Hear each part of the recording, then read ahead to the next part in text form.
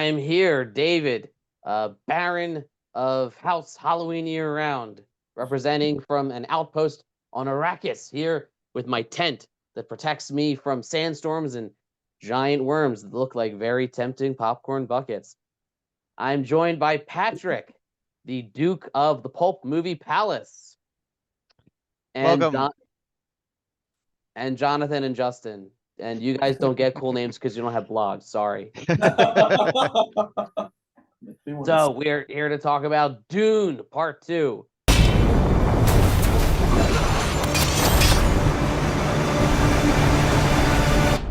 Nothing fancy.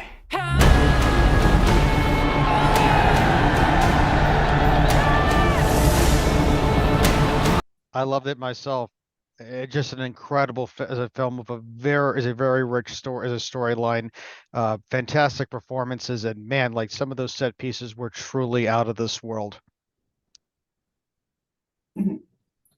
Unintended. No, I thought it was really, really great. I mean, it was much more fast-paced than the first one. I enjoyed the first one, but this one I thought was a lot better. I really liked it. All right, Jonathan, you can't say great. Now, I think it's kind of hard to talk about without spoiling anything, but I know we're gonna try our best to avoid spoilers. It may get spoiler-ish. It's based on a novel from 1965, and there's already another movie version from 1984. So it's not like we're spoiling the end of Avengers Endgame or something. I think it was really one of the better sequel movies that I've seen in recent years. Though, I guess we were saying before, the first movie is a lot of world building and a lot of information kind of being thrown at you, but at this point it seemed like there was I guess a little bit of a reward for all of the build up that you had, because things actually do end up happening in this movie. See, I would hesitate. I don't even call this a sequel. I look at it the same way I look at Lord of the Rings. Like, these are just, it's one movie, it's one story, and this is just the second half, where obviously a lot more happens because this is the second half. Like the first half is always going to be the build up and the setup. So this one picks up with the princess, who we didn't see in part one, and her dad, the Emperor Christopher Walken. Yes. I could do a whole video just about that. Yes. And I imagine, I'm here to conquer the noble houses and families. We have to kill Oscar Isaac of House Atreides because I didn't like him in X-Men Apocalypse. Or whatever his reason might be. No, I thought I wasn't sure what to expect with him. He's definitely used just enough to be effective, and I buy him as this elderly emperor who probably shouldn't be ruling anymore. Not unlike certain people in high positions in the government. Not going to name any names. And I'm roasting both sides when I say that, if you know what I mean, and I think you do. I just thought that was an interesting take of just this emperor who, his glory days were long behind him. And then we get right back into Arrakis, where it kind of becomes the rebellion movie. What we knew it was going to be all along, and it still continues. And maybe you guys can speak to this a little more than I can. The Farron, there's definitely parallels to Native Americans. There's definitely parallels to indigenous peoples anywhere, and kind of the way that the Imperium comes in and exploits them for spice, the way that Europe just ravaged other continents for resources. But I like that it doesn't feel like it's a one-to-one allegory of any one of those. It feels like it could represent any of them. And I think that kind of, it gives you more room for interpretation. What do you guys think? I absolutely agree with that one. As a Frank Herbert definitely knew what he was doing when he was writing the novel and that story as a storyline. And yes, I definitely saw like a lot of the unique parallels, to our own, real world as a history in the film, which is a very well done. Especially like little moments that you wouldn't necessarily think about. Like I think one of my personal favorites was when Paul was saying um, uh, Zenyatta's as a character. When is Chani. it? Yeah, Johnny. Thank you. When he was saying Chani, not Johnny. Johnny? Thank you. When he was saying that is it Johnny? Is it about the holotape? Is it tapes? Is it about the holotapes? As I said that it would be this, and then she just gives him that look, and he's like, "Oh yeah, and then he just immediately realizes you're right. Is it like no? Is it? I need to like listen, Like he and read it in a book, yeah, but she lives it. exactly. Hmm. I love like little moments is it like that where it really kind of like re-grounds you back in in the world. Um, Definitely. Like I kind of think when I was watching the film, or like the thing I kept kind of thinking about was like I guess maybe more of like I feel like there's like a lot of influences with like water and like just um yeah, I don't know. That was the part that kind of fascinated me is like you have these people on this desert planet and like the water is like something that's like so sacred to them as like life-giving, and like it's something that like you can't really like Like, don't give it freely. yeah. Hmm. Which kind of retroactively makes that scene in part one more meaningful when Stilgar comes to meet with the Duke, Paul's father, and he spits in his hand. He's like, "Here, let's." And but like that's what a gift he's giving him. He's giving him his water. Mhm. I mean, Exactly. even there, that was a great scene just from the standpoint of he kind of initially misinterprets it as some kind of disrespectful thing, Mhm. and like um what's his face? Khal Drogo pulls him back and Duncan, Idaho, Lincoln, Idaho. Yeah, Duncan, which Idaho. by the way, That's like the greatest best name. wrestling name ever. Now in the ring, Duncan, Idaho, with the chair. Yeah, no, we're just gonna be randomly calling people by their actor names or by characters names they played in other movies. Or we'll get to it, but I'm definitely gonna be referring to Paul as Space Jesus for like the entire second half of this video. But we'll Yeah, get to that. indeed. So speaking of Space Jesus, uh, we get this one really gets into like that mythology of like the prophecy of the Muad'Din and the Reverend Mother and the Order and all that and these like superpowers that Paul's mother has and he has. And I think it's really interesting that Jessica Atreides, she like it feels like it starts off as she's just playing the Fremen, like I gotta play this part to survive. But then like when she when she drinks the Kool-Aid to blend in, she winds up really drinking the Kool-Aid. Like literally the blue looking Kool-Aid life water stuff that's supposed to Hmm. poison you.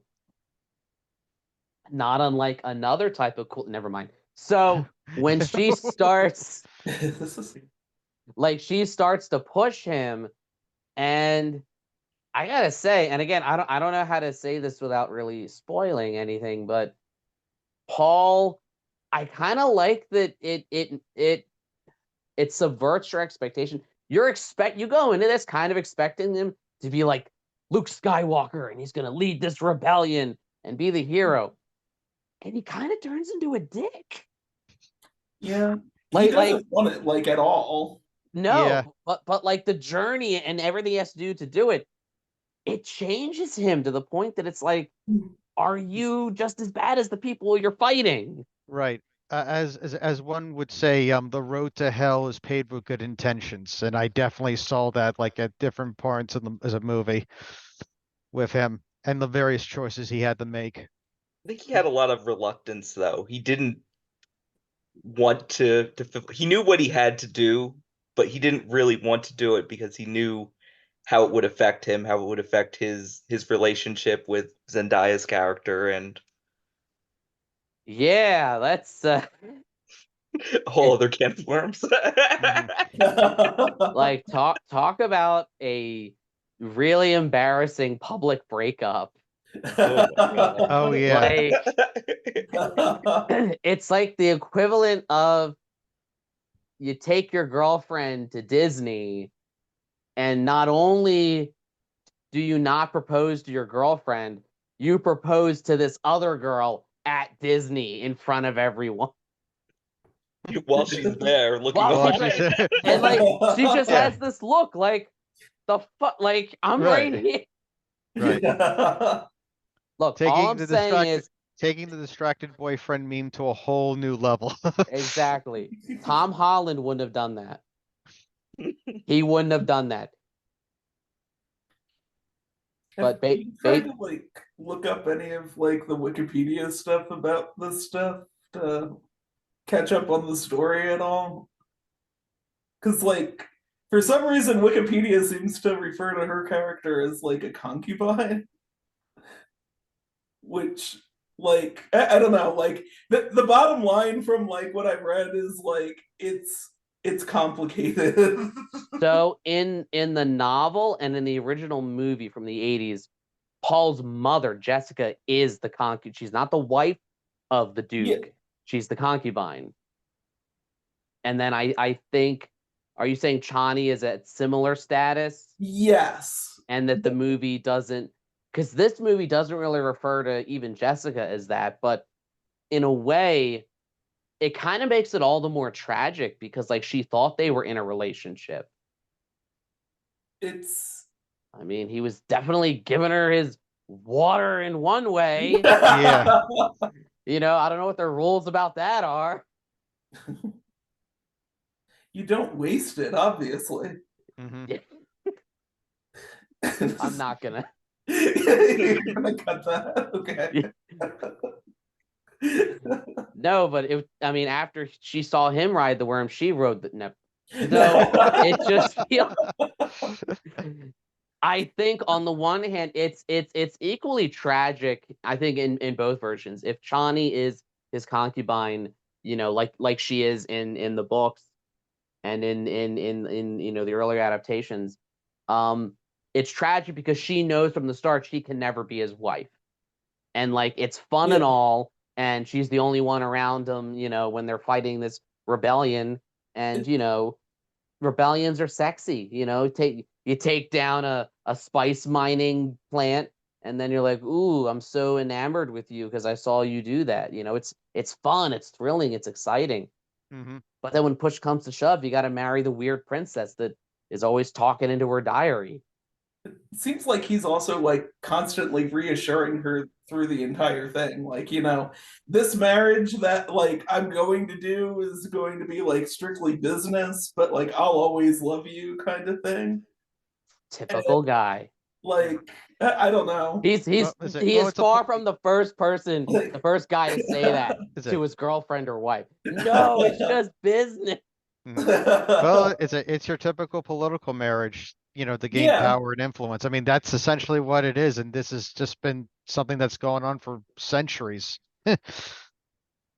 You know, dating back to medieval times and even earlier.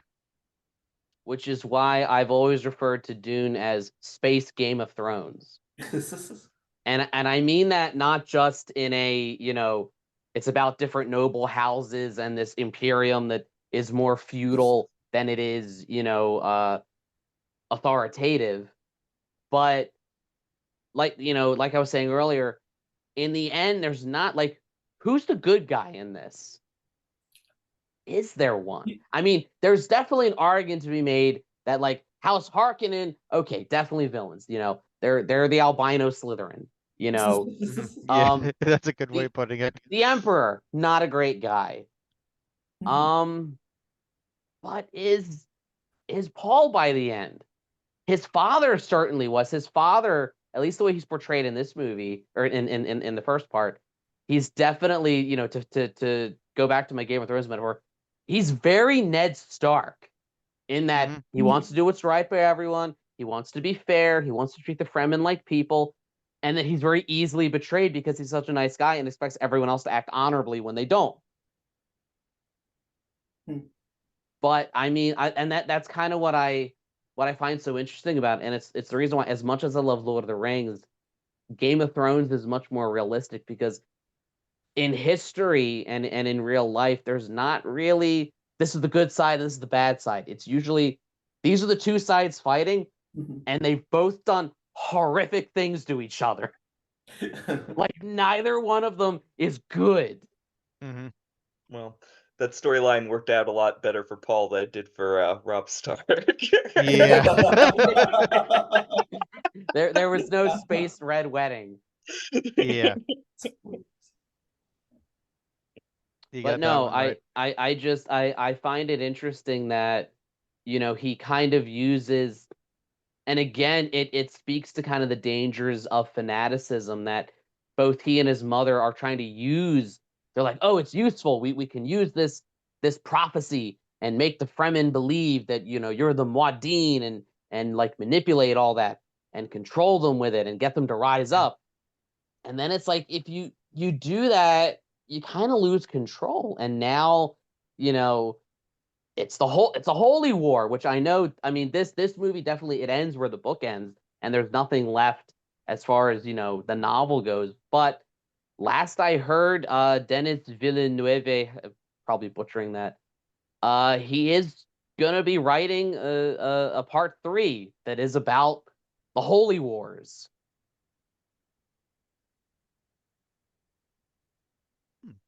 So we're getting space crusades. So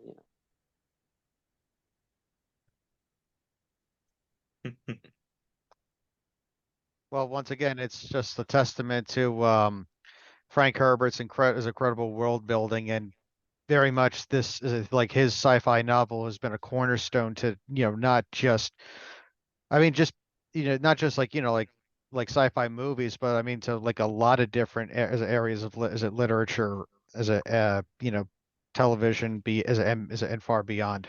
So, you know, it has definitely influenced a lot. I mean, that's why, you're making so many Game of Thrones comparisons. I oh, wouldn't be I'm surprised that, sure George R. R. Martin read Dune. I'm oh yeah. sure George Lucas read it.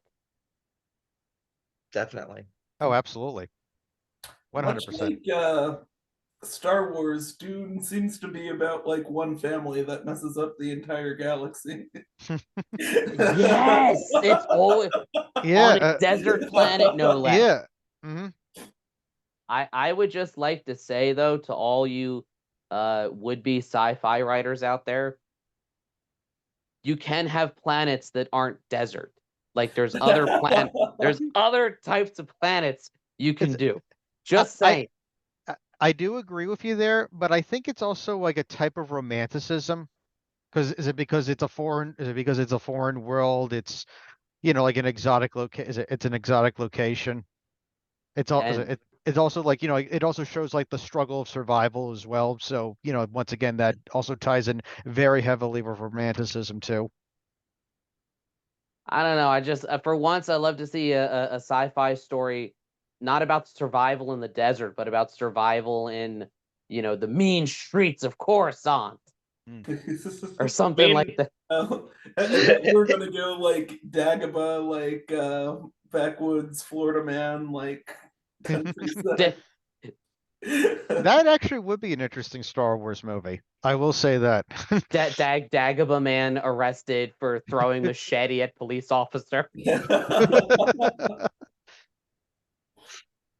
I mean, for what it's worth, I do think that deserts kind of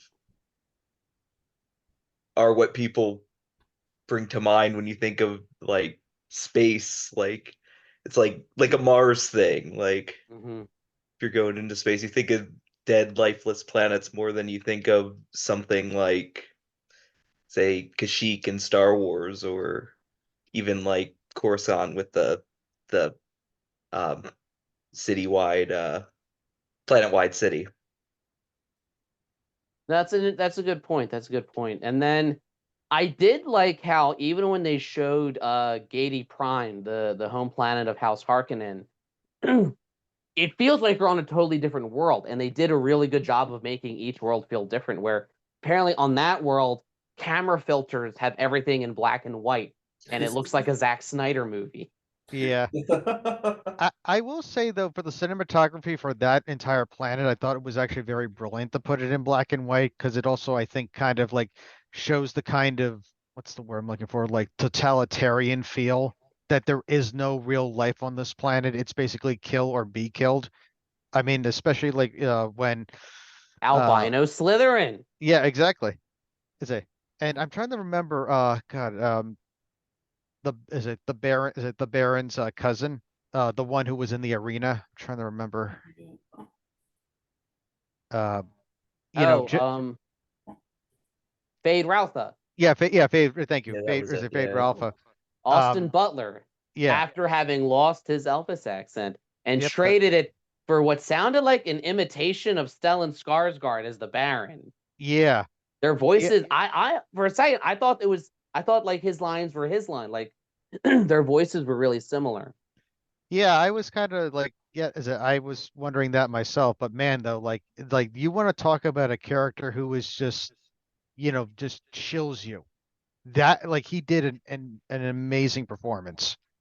He definitely had a jacked Voldemort who goes to the gym every day vibe. Yeah. Mm, No, but he was definitely a formidable, a hero's only as good as his villain, and he was a hell of a villain. yeah. And he shows up, and his cousin Dave Batista has just been failing miserably, and he's like, "Have you considered just burning everything? Right. Is it? Have you considered genocide?" Yeah, especially like when they start bombing the cliffsides to try to like smoke out the Fremen. It was just like wow, like this. I mean, like I've seen this in other movies, but never on like a scale like this, like especially for a sci-fi film. And also just Dave Barista, like just I love it like when he goes from 0 to angry in like 5 seconds, especially like is it like in the map room, like is it where's his advisor's like, but I don't, think we should be pushing the men like this. It's just slam. Anyone else got a problem? Okay, let's keep going. I did love the fight between him and Gurney because it Oh was a yeah. rematch of Drax versus Thanos, and Yes. Thanos won this time.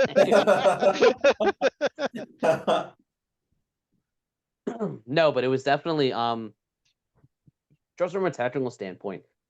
I don't use this comparison lightly, but this movie gave me that sense of epic wonder that I've not had since Lord of the Rings, where like seeing it in IMAX was like just I was fully immersed in it. Like it looked amazing.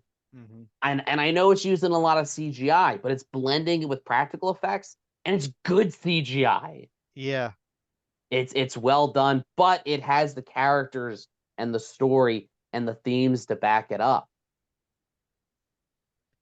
I completely agree 100%. That's why I really love this movie myself. It was just so well acted, choreographed. Cinematography was just breathtaking, and it did feel like a larger than life story. It really did. It did. I mean, the part one did a great job with the setup, but it was a little slow at times. But it hit the ground running from the very beginning onward, And and I am genuinely excited to see part three. in fact, I would go so far as to say that this movie was better than Star Wars. Like which one? Episode 9, The Rise of Well, Skywalker. that's a low No. bar, dude. Yeah, that's a But very it low was bar. also better than Last Jedi. It was better than Force Awakens. I would put it on par with the original Star Wars trilogy. I'm not saying it's better, but at that same like amazing classic that I'll remember for the rest of my life. I can absolutely see where you're coming Yeah. from with that. And you know what? I'm also going to agree with you too. Like they're definitely on the same footing. I They see just Justin disagreeing. ooh. No, but you know I love Star Wars. I know, that's why I said it. I'm trolling you. I'm just saying I really like Dune. Yeah, I think it's probably a little more like the new trilogy or like the first three movies. Well, not first three, but like episodes 1 through 3. Um, just because like there's a lot there to the story, but like Mhm. there's also like a lot you need to be paying attention to the entire time because like it's not all like action kind of progression of things. Like, yeah, there's a war and stuff like that, but like you really need to like dig into like the politics that are like in all of the different scenes and like where everybody's coming from. Um to think I to like really enjoy it. Like I think if you brought your kids to Star Wars, um they would probably enjoy that. But like I don't know. I kind of feel like Dune is a little more like bogged down with some of those details and stuff, and like Like your kids the might be more. politics of the Trade Federation and Yeah, their blockade of Naboo and the legality of emergency powers for the Chancellor to create exactly. an. I'll say this though, I was one of the people. I don't mind the politics in Star Wars. I find No. them interesting. In fact, one of my biggest issues with the sequel trilogy, there were a lot of issues, but one of the issues I had was it just completely skips and it's like, why is the Empire back in the New Order? And there's the Resistance, but there's also the Republic, and that makes no sense. Why is the Resistance an underground thing if the Republic is the legitimate government? Like, give us 5 minutes. Give us Right. 5 minutes to explain. I do think a lot of what they were going for was to try and bring it back more towards the original trilogy Oh, because I there know wasn't a lot of why they politics in did the it. original trilogy. I I mean, know. I'm not saying I don't know. I know why they did it. I'm saying it was a bad decision, one Yeah. among many. But Mhm. Dune, it strikes that balance, and like Dune is what the Star Wars prequels was trying to be, in that it balances that like Game of Thrones level of politics and backstabbing, but with the fun action and people riding worms and Mhm. holy like Oh yeah, like the first worm riding scene as it with Paul was incredible, especially on IMAX. My God, it was just like it was just I was like thrilled. I was like, just like on the edge of my seat. I'm like, wow, like this is just so cool to like see this like in all of its glory. Like, like him like, is he doing that and he's like, and I still remember joking with you guys earlier, like saying, Sunday, Sunday, Sunday, see Timothy Chalamet ride the worm. And he does. And it's awesome. oh, he did. He did. No, it was just like I said, from a technical standpoint, it looks amazing. And if ever there was a movie made for IMAX, it's this one. So Hmm. definitely one of my favorite movies like of the last decade. Um Probably gonna be on my top list of this year. Same here. And I hope they do a third one, but I also hope they don't, because on the one hand, it kind of it ends in such a way that if we never got another movie, you can kind of like it See ends and going. you could fill in your head what's going to happen next. And maybe that's better than whatever they're going to come up with, especially since they're out of novel to adapt. Mm. Or I know, before the people crucify me in the comments, yes, I know there's like other stories and there was like Children of Dune and all that stuff. I'm just saying that like this story itself Or ended, and if there was to be another one, it would be more of an original story. And that didn't work so well when Game of Thrones went off book. So I would just hope it wouldn't do that. Well, I think from what I read, like Herbert's son is like I think he was writing like other additional novels too to help fill in certain things. So I don't know if he's going to be like consulted on this, but it is possible. I know there was like notes, or Frank Herbert had additional notes too that were just discovered about uh 10, 20 years ago. Okay. At least from what I was is it reading before. I mean, don't fully quote me on that, but I know that there was at least, some additional material that he was at least considering to do before his passing. Okay. Yeah, because Well, I know he was alive. He was still alive to actually see um, David Lynch's Dune, and then like 2 years after he passed away in 1986, because this was 84. mhm. But there's definitely a lot you could do. I think it would be interesting if, plot twist, you were rooting for the Fremen in Dune 3. Now they're space ISIS. And you're like, oh, Oh that's no. where this was leading. Mm.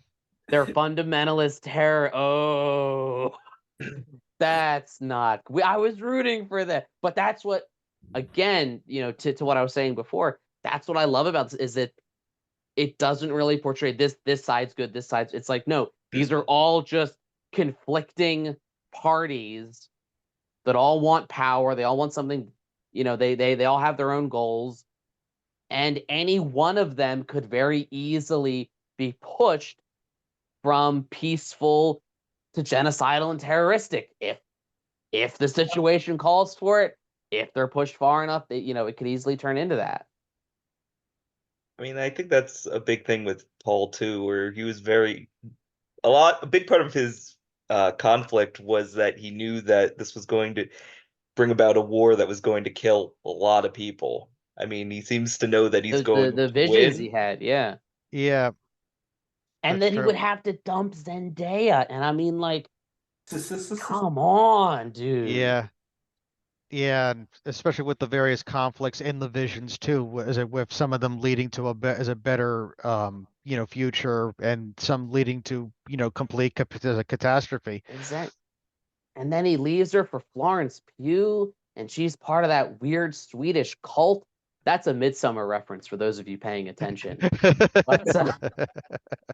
But real quick, final thoughts. What did you guys think of Dune? Because we haven't been talking about it this whole time. In terms of my final thoughts personally, like I said, I absolutely loved it. Very deep story as a story. Once again, great characterization from the cast. Like I said, just incredible cinematography. Absolutely go see it in IMAX if you can, because like this is a movie that was meant to be seen on the largest screen as possible, and just really well done development of the story. Like I genuinely cared about everyone in the cast. Like both pro and antagonist, and just absolutely as it loved it. And like I said, I hope we get more movies like this that genuinely do focus more on the story, versus just it being like all CGI spectacle. Like I said, Mhm. because at the heart, that's what's Oh, the most Avatar. important. Huh. Yeah, Sorry, I was yeah, just yeah. I'm getting over a cold. Oh yeah, I know exactly what you mean. But yeah, like I said, absolutely, go check it out. Like I highly recommend it to you all. I mean, I think the thing I liked the most about it was it felt new and different than anything I'd ever seen before. I mean, obviously, Yeah. acknowledge that it is an old novel and it has been adapted into a movie before. I didn't see the original movie. I haven't read the books, but I mean, I really liked it. It was fantastic. Mhm. Like, kind of stole what I wanted to say. Just thinking about like how fresh it felt, even though well, I guess most of it was probably like the cinematography, um, and just the scale of the world building that they had. Mhm. Um, it's like I think maybe to some extent, like you do see that on like some of the Star Wars things, but like I don't know. It just seemed like it was like a much grander scale, or like pretty like well planned out and executed. I would be interested in knowing like what kinds of things wound up being cut from the book, because like there's always stuff that like you can't really get into. Well, it's like an 800-page book. What? I think it's like an 800-page book or something like that. That sounds about Yeah. right. It's like Stephen King length. Yeah. But was there cocaine involved? No. It was the 60s. Is it? No, it was the 60s, so there was LSD involved. Yeah. Okay. And is it is it, and the state of Maine must be present and is it in any and all Stephen King novels. Exactly. So it felt like cinema's back. It felt like I was saying, it felt like an epic movie. And as much as I love Marvel as much as the next guy, but they don't give me that feeling anymore. They did at one point a while ago. And even like as much as I loved Avengers Endgame, I gotta admit, it was a lot of fan service and it was like all CGI.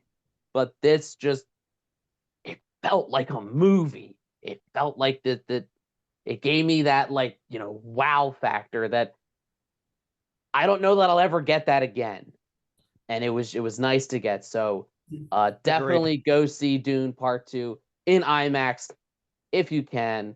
Like, share, subscribe, all the YouTube stuff. If you don't, you may end up getting eaten by a giant sandworm, if you know what I mean.